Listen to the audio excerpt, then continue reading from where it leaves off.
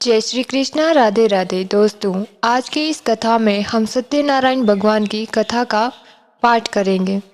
हम जानेंगे कि इस व्रत को करने से हमें क्या क्या लाभ होते हैं और इस व्रत को करने की संपूर्ण और सही विधि क्या है। तो दोस्तों, जानने से पहले कमेंट बॉक्स में भगवान श्री सत्यनारायण के दरबार में अपनी हाजिरी जरूर लगाए और कमेंट बॉक्स में जरूर लिखे कि भगवान श्री सत्यनारायण की जय हो।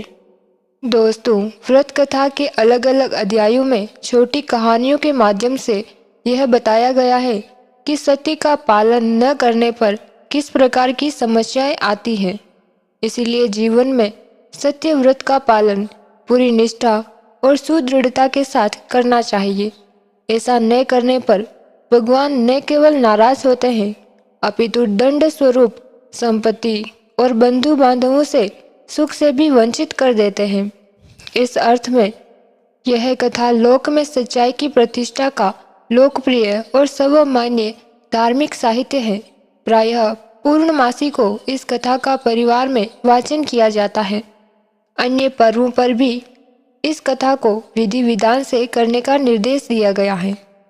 तो दोस्तों, कथा का प्रथम अध्याय हम सुनने जा रहे हैं, जिसमें कथा का प्रारंभ सूत जी के द्वारा कथा सुनाने से होता है। नारद जी भगवान श्री विष्णु के पास जाकर उनकी स्तुति करते हैं।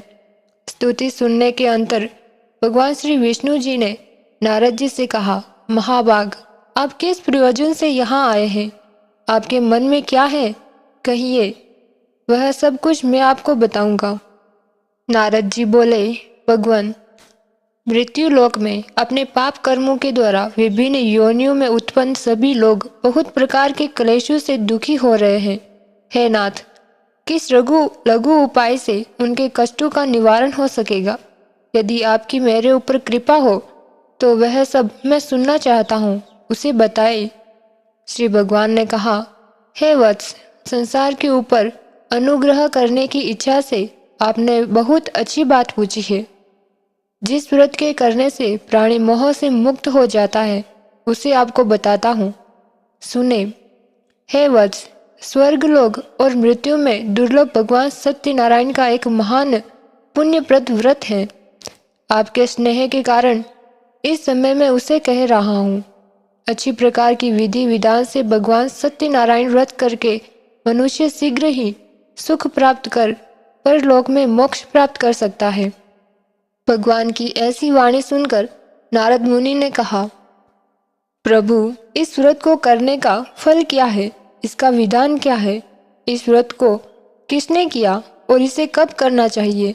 यह सब विस्तार पूर्वक बतलाइए। श्री भगवान ने कहा, यह सत्यनारायण व्रत सुख और दुख आदि का समन करने वाला, धन धान्य की वृद्धि करने वाला, सौभाग्य और संतान देने वाला तथा सर्वत्र विजय प्रदान करने वाला, जिस किसी भी दीन भक्ति और श्रद्धा से समन्वित होकर मनुष्य ब्राह्मणों और बंधु बांधवों के साथ धर्म में तत्पर होकर सायकाल भगवान नारायण की पूजा करे, नैवेद्य के रूप में उत्तम कोटि के भोजनीय पदार्थ को सवाय मात्र में भक्ति पूर्वक अर्पित करना चाहिए। केले के फल, घी, दूध, गेहूं का चूर्ण अथवा गेहूं के चूर्ण के अभाव में साड़ी चावल का चूर्ण, शक्कर या गुड़, यह सब भक्ष्य सामग्री सवाय मात्र में एकत्र कर निवेदित करनी चाहिए। बंधु बांधवों के साथ श्री सत्यनारायण भगवान की कथा सुनकर दक्षिणा देनी चाहिए। बंधु बांधवों के साथ भोजन करना चाहिए। भक्ति पूर्वक प्रसाद ग्रहण करके नृत्य, गीत आदि का आयोजन करना चाहिए। तदंतर भगवान सत्यनारायण का स्मरण करते हुए अपने घर जाना चाहिए। ऐसा करने से मनुष्य की अभिलाषा अवश्य पूर्ण होती है। विशेष रूप से कलयुग में पृथ्वीलोक में यह सबसे छोटा सा उपाय है। और इसके बाद कथा का दूसरा अध्याय शुरू होता है। दूसरे अध्याय में श्री सूत जी बोले, हे द्विजु, अब मैं पुनर्काल में जिसने इस सत्यनारायण व्रत को किया था उसे भली भांति विस्तार पूर्वक कहूँगा। रमणीय काशी नमक नगर में कोई अत्यंत निर्धन ब्राह्मण रहता था। भूख और प्यास से व्याकुल होकर वह प्रतिदिन पृथ्वी पर भटकता रहता था। भगवान ने उस दुखी ब्राह्मण को देखकर वृद्ध का रूप धारण करके उस द्विज के आदरपूर्वक पूछा, हे द्विज, प्रतिदिन अत्यंत दुखी होकर तुम किस लिए पृथ्वी पर भ्रमण करते हो? हे द्विज श्रेष्ठ, यह सब बतलाओ, मैं सुनना चाहता हूँ। ब्राह्मण बोला, प्रभु, मैं अत्यंत दरिद्र हूँ और भिक्षा के लिए ही पृथ्वी पर घूमा करता हूँ। यदि मेरी इस दरिद्रता को दूर करने का आपके पास कोई उपाय हो तो कृपया करके मुझे ज़रूर बताइए। वृद्ध बोला, हे देव, सत्यनारायण भगवान विष्णु अभीष्ट फल को देने वाले हैं। हे विप्र, तुम इनका उत्तम व्रत करो, जिसके करने से मनुष्य के सभी दुखों से मुक्ति मिलती है। व्रत के विधान को भी यत्नपूर्वक कहकर वृद्ध रूपधारी भगवान विष्णु वहीं पर अंतर्धान हो गए। वृद्ध ने जैसा कहा है उस व्रत को अच्छी तरह से वैसे ही करूँगा, यह सोचते हुए उसको रात तक नींद नहीं आई। फिर वह ब्राह्मण सोचता है कि अगले दिन प्रातःकाल उठकर भगवान सत्यनारायण का व्रत करूँगा। ऐसा संकल्प करके वह भिक्षा के लिए चल पड़ा। उस दिन भिक्षा में बहुत सा धन प्राप्त हुआ। उसी धन से उसने बंधु और बांधवों के साथ भगवान सत्यनारायण का व्रत किया।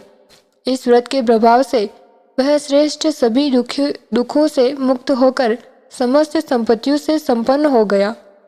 उस दिन से लेकर प्रत्येक महीने उसने यह व्रत किया।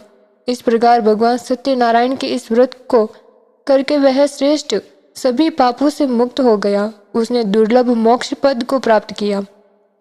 पृथ्वी पर जब भी कोई मनुष्य श्री सत्यनारायण का व्रत करेगा, उसी समय उसके समस्त दुख नष्ट हो जाएंगे। इस प्रकार भगवान नारायण ने महात्मा नारद जी से जो भी कुछ कहा, मैंने वह सब आप लोगों से कह दिया। आगे अब और क्या कहूँ? हे मुनि, इस पृथ्वी पर उससे सुने हुए इस व्रत को किसने किया? हम सब सुनना चाहते हैं। उस व्रत पर हमारी श्रद्धा हो रही है। श्री सूत जी बोले, हे मुनियों, पृथ्वी पर जिसने यह व्रत किया उसे आप लोग सुने। एक बार वह द्विज श्रेष्ठ अपनी धन संपत्ति के अनुसार बंधु और बांधवों के साथ, परिवारजनों के साथ व्रत करने के लिए उद्यत हुआ। उसी बीच एक लकड़हारा वहां आया और लकड़ी बाहर रखकर उस ब्राह्मण के घर गया। प्यास से व्याकुल उसको व्रत करता हुआ देख प्रणाम करके बोला, प्रभु, आप ये क्या कर रहे हो? इसे करने से किस फल की प्राप्ति होती है?